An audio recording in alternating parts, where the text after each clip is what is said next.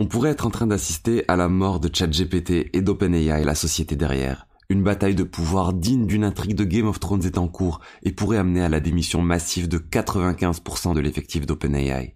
Le gagnant de cette histoire pourrait être une entité que personne n'attendait, car elle vient de jouer un coup de maître. Mais avant de revenir en détail sur tout ça, un retour aux bases sur OpenAI est nécessaire. En 2015, Elon Musk, Sam Altman, Peter Thiel et d'autres figures du monde de la Silicon Valley ont annoncé la création d'OpenAI, une association à but non lucratif dont le but était de faire de la recherche sur l'intelligence artificielle tout en gardant l'objectif que cela soit bénéfique à l'humanité tout entière.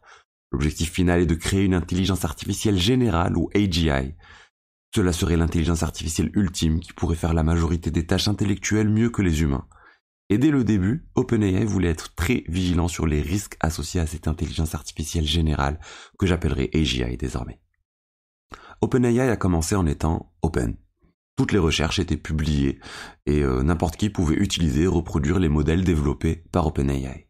Mais cela a changé au bout de quelques années. OpenAI a créé une société privée et les divers modèles n'étaient plus accessibles à tous gratuitement. On ne pouvait plus les consommer que via des appels à OpenAI à partir de leur modèle phare GPT-3. En gros, OpenAI n'était plus vraiment open. Une lutte de pouvoir a aussi lieu autour de la même période entre Elon Musk et Sam Altman. Elon Musk quitte alors le conseil d'administration d'OpenAI citant un conflit d'intérêts avec l'IA en cours de développement chez Tesla pour la conduite automatique des voitures. La création de la société OpenAI aurait aussi eu pour objectif d'avoir un nouvel outil pour attirer les meilleurs chercheurs en IA. Des actions, en fait, dans la société qui pourraient prendre beaucoup de valeur, comme dans une start-up. Alors qu'avec une association, c'est pas possible. Le premier investisseur de la nouvelle société OpenAI n'est autre que Microsoft, qui annonce $1 milliard d'investissement dans OpenAI. La société a une structure assez bizarre. Le maximum que peuvent tirer les investisseurs de leur investissement est un x100. Au-delà, ils ne toucheront rien. Microsoft a aussi le droit d'utiliser toutes les innovations trouvées par OpenAI jusqu'à ce que l'AGI soit inventé, et là, ils n'y auront pas droit. Le rythme d'innovation chez OpenAI commence à s'accélérer. GPT-3 connaît un fort succès chez les développeurs, mais ne possède pas d'interface facile d'utilisation pour les personnes lambda. Tout cela change à partir de novembre 2022 et du lancement de ChatGPT. Ce chatbot a une interface très facile d'utilisation et connaît un succès monstrueux. En une semaine, il dépasse le 1 million d'utilisateurs. En 2 mois, les 100 millions d'utilisateurs. Tout le monde ne parle que de ça, et même maintenant, cela reste la référence. Microsoft décide alors d'investir $10 milliards dans OpenAI et aurait près de 49% des parts dans la société. Revenons-en maintenant aux principaux acteurs présents chez OpenAI en 2023. On a Sam Altman, cofondateur d'OpenAI, son président, trentenaire très apprécié à la Silicon Valley. Il était à la tête du Y Combinator, le meilleur incubateur pour start-up au monde par lesquels sont passés Airbnb, Coinbase, Dropbox, Twitch et plein d'autres sociétés. Il est dans une approche de développement rapide de nouveaux outils, de nouveaux projets et même d'autres startups en parallèle d'OpenAI. Il a notamment tout un projet de crypto-monnaie qui s'appelle WorldCoin. D'ailleurs, si vous avez des cryptos et vous savez pas trop comment vous y prendre pour les investir et obtenir les meilleurs rendements du marché, j'ai une formation pour vous. Vous la trouverez dans la description avec un code promo très intéressant pour le Black Friday, mais faites vite, les places sont limitées. Deuxième personne, Ilya Sutskever, un chercheur en IA qui a cofondé aussi OpenAI. Il a été débauché en fait par Elon Musk chez Google et a été la cause de la fin de l'amitié entre Elon Musk et Larry Page, le cofondateur de Google, alors qu'ils se connaissent depuis très longtemps, bien avant qu'ils soient milliardaires dès 1998.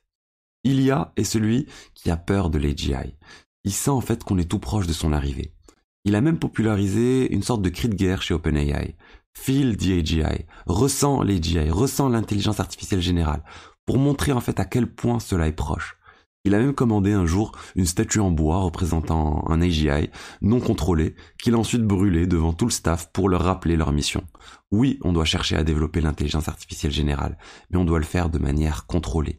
Il ne faut pas développer une IA qui va nous échapper et qui va mener à notre perte à la fin de l'humanité.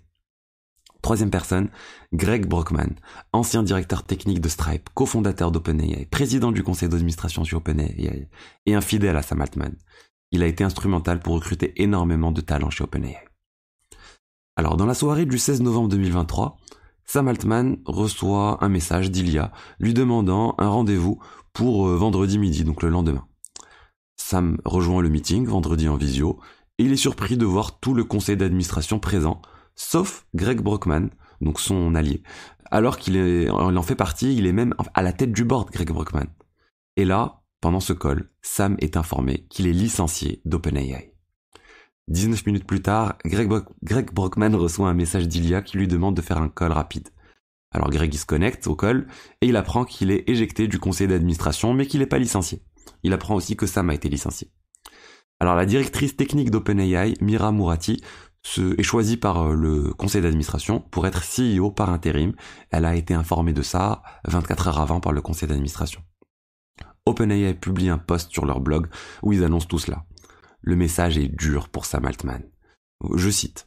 Le départ de M. Altman fait suite à un processus d'examen délibéré par le conseil d'administration qui a conclu qu'il n'était pas constamment franc dans ses communications avec le conseil, entravant sa capacité à exercer ses responsabilités.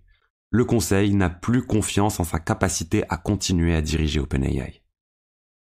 Il aurait ainsi plus ou moins menti au conseil d'administration composé de 4 personnes. On a Ilya, dont je viens de vous parler, on a aussi Adam D'Angelo, le fondateur de Quora et ancien directeur technique chez Facebook, et c'est aussi un copain de lycée de Zuckerberg, et 2 autres personnes moins connues. C'est uniquement ces 4 personnes qui décident en fait de l'avenir d'OpenAI. Et c'est là où les choses s'accélèrent. Greg Brockman démissionne et condamne publiquement les actions du conseil d'administration. Microsoft, le principal investisseur chez OpenAI, n'a pas été mis au courant en avance de phase de tout cela. C'est très étrange pour le principal investisseur et partenaire d'OpenAI. Clairement, ils sont désagréablement surpris. Le samedi 18 novembre, Sam Altman tweet « J'aime tellement l'équipe d'OpenAI ». Et là, énormément d'employés retweetent ou répondent à ce tweet avec un cœur. Oui, ça ressemble beaucoup à des techniques de collégiens sur les réseaux sociaux, mais c'est une manière de mettre la pression sur le board en montrant qu'une grande partie de l'équipe d'OpenAI est derrière Sam Altman et serait prêt à le suivre dans sa prochaine aventure. Même la CEO par intérim a posté ce cœur, alors qu'elle était au courant à l'avance du licenciement de Sam Altman et a accepté de le remplacer. Dimanche, le board commence à ressentir de la pression. Microsoft et surtout Satya Nadella, son président, commencent à s'activer en coulisses pour faire de la médiation entre le conseil d'administration et Sam Altman pour envisager un retour de Sam Altman. Les choses semblent bien avancer. Sam publie une photo de lui dans les locaux d'OpenAI avec un badge visiteur et indique que c'est la première et la dernière fois qu'il met un badge visiteur chez OpenAI. Cela indique qu'une réunion est imminente avec le board pour trouver une solution. Mais le conseil d'administration et Sam arrivent à un blocage. Sam souhaite la démission totale du board avant de revenir, mais le board n'est pas d'accord et veut prendre son temps pour recruter d'autres personnes au board. Alors que l'on pensait que cela allait bien se terminer, les discussions échouent. Sam Altman ne reviendra pas à OpenAI. La CEO par intérim, Mira Murati, est aussi remplacée par un autre CEO, vu qu'elle comptait finalement faire revenir Sam et Greg. Le nouveau CEO d'OpenAI, c'est Emmett Shear, l'ancien patron de Twitch et ancien collègue de promotion de Sam Altman à la première édition du Y Combinator, l'incubateur dont je vous ai parlé. La réunion des alumni du Y Combinator va être tendue désormais. À la surprise générale, le dimanche soir, Satya Nadella, donc CEO de Microsoft, publie ce message qui choque tout le monde. Je cite « Nous restons engagés dans notre partenariat avec OpenAI et avons confiance en notre feuille de route de produits, notre capacité de continuer à innover avec tout ce que nous avons annoncé à Microsoft Ignite et à continuer à soutenir nos clients et partenaires. » Et il dit aussi, nous sommes impatients de faire connaissance avec Emmett Shear et la nouvelle équipe de direction d'OpenAI et de travailler avec eux. Et là, il rajoute, et nous sommes extrêmement excités de partager la nouvelle que Sam Altman et Greg Brockman, avec des collègues, rejoindront Microsoft pour diriger une nouvelle équipe de recherche avancée en IA. Nous sommes impatients de leur fournir rapidement les ressources nécessaires à leur succès. Microsoft vient de faire le coup du siècle en récupérant 2 cofondateurs d'OpenAI et énormément d'employés. Combien d'employés d'OpenAI exactement ? Environ 95%. En effet, suite à cette annonce, une lettre ouverte au conseil d'administration qui a été signée par 747 des 770 employés d'OpenAI commence à circuler. Cette lettre demande à tout le conseil d'administration de démissionner immédiatement, sinon tous les employés iront chez Microsoft qui leur a assuré avoir des places pour tout le monde dans sa nouvelle entité, dirigée par Sam Altman. Et surprise, même Ilya, donc le cofondateur qui a participé un peu à ce coup contre Sam Altman, il a signé la lettre. Il appelle ainsi d'une certaine manière à sa propre démission du conseil d'administration. On attend la réponse maintenant du conseil d'administration. Mais Satya Nadella de Microsoft pourrait aussi être en train de jouer un coup de bluff énorme. Il est en effet toujours ouvert au retour de Sam Altman et aux employés d'OpenAI chez OpenAI. Il dit que dans tous les cas, Microsoft continuera de travailler avec les employés d'OpenAI, que ce soit à OpenAI ou à Microsoft.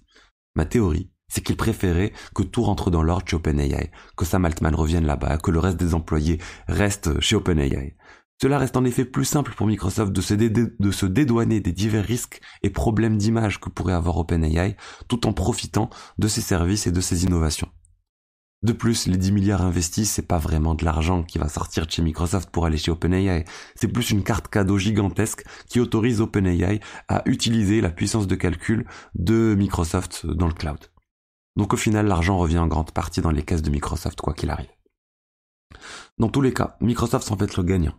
Soit avec l'équipe d'OpenAI en interne chez eux, soit OpenAI comme partenaire de confiance dans la durée. En prenant encore un peu de recul, il faut voir OpenAI comme une société avec deux clans. Ceux qui ont peur de l'apocalypse IA, qui pourrait arriver rapidement avec l'intelligence artificielle générale, qu'on ne pourrait pas contrôler. C'est le clan d'ILIA. Ils appellent aussi un ralentissement des développements des nouveaux produits et à plus d'études sur les risques. Le deuxième clan, c'est celui de Sam Altman. C'est un clan qui a pour objectif d'innover le plus vite possible, le plus rapidement possible, et ils se disent on traitera les risques petit à petit et les challenges petit à petit. Ce clan a peur de se faire dépasser par d'autres sociétés, par d'autres pays, qui n'auront pas ces boulets qui les ralentiront. Et au final, le conseil d'administration était plus du côté du clan qu'il fallait ralentir. Et désormais, en fait, tout l'objectif des employés, c'est de changer ce conseil d'administration. Pour, au final, peut-être sauver ChatGPT. Tout cela bouge extrêmement rapidement, et on devrait encore avoir de nombreuses choses qui vont se passer prochainement. Abonnez-vous à mon newsletter gratuite dans la description et je vous informerai des dernières évolutions sur le sujet. Aussi habituellement sur cette chaîne, je parle d'actualité crypto. Donc n'hésitez pas à vous abonner si ça vous intéresse et je vous rappelle aussi l'ouverture de ma formation Crypto Rendement pour quelques jours. Pour le Black Friday, il y a déjà plus de 2 heures de contenu, 4 modules et chaque semaine je vous propose 2 nouvelles vidéos jusqu'à atteindre les 12 modules.